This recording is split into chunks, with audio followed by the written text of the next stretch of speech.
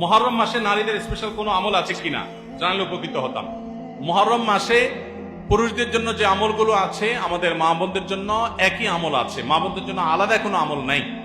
মুহররম মাসের সবচেয়ে গুরুত্বপূর্ণ আমল হলো বেশি বেশি রোজা রাখা। বেশি বেশি কি রাখা? রোজা রাখা। নবী করিম সাল্লাল্লাহু আলাইহি সাল্লাম বলেছেন, আফদালুস সিয়ামি বা'দা রমাদান শাহরুল্লাহিল মুহররম। আল্লাহর কাছে রমজানের পরে নফল রোজার জন্য সবচেয়ে আদর্শ এবং শ্রেষ্ঠ মাস হলো মুহররম মাস। এজন্য ভাই মুহররম মাসে বেশি বেশি নফল রোজা রাখার চেষ্টা করতে হবে। বেশি বেশি তো দূরের কথা, অনেকে একটাও রাখতে পারেন না, অন্তত 2-4টা হলেও রাখার চেষ্টা করবো ইনশাআল্লাহ। মুহররম মাস কিন্তু শুরু হয়ে গেছে, মুহররম মাস আরম্ভ হয়ে গেছে। আমরা এখন মুহররম মাসের মধ্যে আছি। সম্মানিত মাসের মধ্যে সম্মানিত 4টা মাস আছে, এর ভিতরে সবচেয়ে শ্রেষ্ঠ হলো এই মুহররম মাস, বছরের প্রথম মাস, হিজরি বর্ষের। অতএব এই মাসের প্রধান আমল হলো বেশি বেশি নফল রোজা রাখা। দ্বিতীয় আমল হলো মুহররমের 10 তারিখ আশুরা, এই আশুরা উপলক্ষে 2টা রোজা রাখা।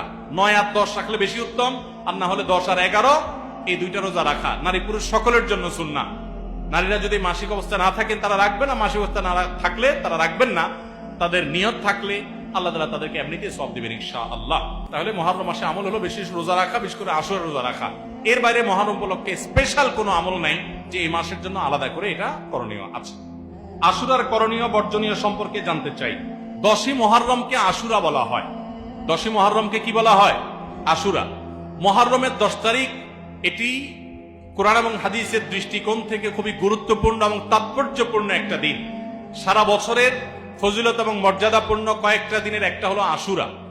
মুহররমের 10 তারিখ বা 10ম দিনটি এটি তাৎপর্যপূর্ণ হওয়ার কারণ হলো এই দিনে আল্লাহ রাব্বুল আলামিন পৃথিবীর ইতিহাসে বহু নবী রাসূলকে অন্যায় এবং বাতিলের বিরুদ্ধে বিজয় দিয়েছে। অনেক বড় বড় ঘটনা এই দিনে ঘটেছে এবং কিয়ামতের আগে আরো ঘটবে। এদিনের সবচেয়ে বড় ঘটনা যেটি ঘটেছে বা সবচেয়ে বড় আলোচিত ঘটনা হাদিসে, সেটি হলো এই দিনে আল্লাহ নবী মূসা আলাইহিস সালামকে আল্লাহ তাআলা ফেরাউনের বাহিনীর বিরুদ্ধে বিজয় দিয়েছে।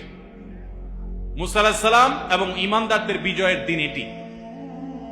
আশুরার 10 তারিখ বা মুহররমের 10 তারিখ বা আশুরা, এটি হলো বিজয়ের দিন মূসা আলাইহিস সালামের এবং বনী ইসরাইলের। ফেরাউন তাদেরকে ধাওয়া করেছে, আল্লাহ তাআলা তাদের জন্য নীল নদে আল্লাহ তাআলা তাদের জন্য নদীর উপরে রাস্তা করে দিয়েছেন। সেই রাস্তা তারা পার হয়ে গেছেন অলৌকিক ভাবে। আর ফেরাউন তার বাহিনী সহ তাদের অনুসরণ করতে গিয়ে মাঝ নদীর দিকে নিমজ্জিত হয়েছে। এখনো ফেরাউনের লাশ মিশরের পিরামিডে আছে। আল্লাহ বলেছেন, ওয়াকাযালিকা নুনাজ্জিকা লিবাদানিকা লিতাকুনা লিমান খালফাকা আয়া। তোমার দেহকে, হে ফেরাউন, তুমি যে অহংকারী ছিলে, তোমার দেহকে কিয়ামত পর্যন্ত আমি রেখে দিব, নষ্ট হতে দিব না, যাতে পরবর্তী প্রজন্মের কাছে তুমি শিক্ষার বিষয় হও, তোমাকে দেখে শিক্ষা নিতে পারে যে আল্লাহ তৌহিদের শাস্তি কি হয়, যত বড় পাওয়ারফুলি হোক না কেন। তো যাই হোক, সেই আশুরা হলো মুহররমের এই 10 তারিখ। সেই আশুরা, এটার সাথে মূসা আলাইহিস সালামের বিজয় জড়িত, ফেরাউনের পরাজয় জড়িত। হক এবং বাতিলের দ্বন্দ্বের মধ্যে চূড়ান্ত এবং শেষ বিজয় হকের হয়, সেই শিক্ষা আশুরা আমাদেরকে দেয়। আশুরা উপলক্ষে আমাদের করণীয় হলো 2টা রোজা রাখা। সবচেয়ে উত্তম হয় 9 এবং 10 রাখা। কেন উত্তম? কারণ নবী করিম সাল্লাল্লাহু আলাইহি সাল্লাম যে বছর ওয়াফাত হয়েছে তিনি বলেছেন, যদি আমি আগামী বছর বেঁচে থাকি লা আসুমান্নাত তাসিআ ওয়াল আশর, তাহলে আমি 9 এবং 10 জিলহজের এই 2 দিন রোজা রাখবো। এজন্য 9 তারিখ আর 10 তারিখ রোজা রাখা উত্তম। আর যদি 9-10 তারিখ রাখতে না পারেন তাহলে 10 আর 11 রাখবেন। 2টা রোজা রাখা উত্তম। ইহুদিরা শুধু একটা রোজা রাখে। নবী সাল্লাল্লাহু আলাইহি সাল্লাম আমাদের রোজাকে তাদের থেকে স্বতন্ত্র করবার জন্য, তাদের থেকে পৃথক করবার জন্য 2টা রোজার নির্দেশ দিয়েছেন। এজন্য আশুরা উপলক্ষে 2টা রোজা রাখা সুন্নাত।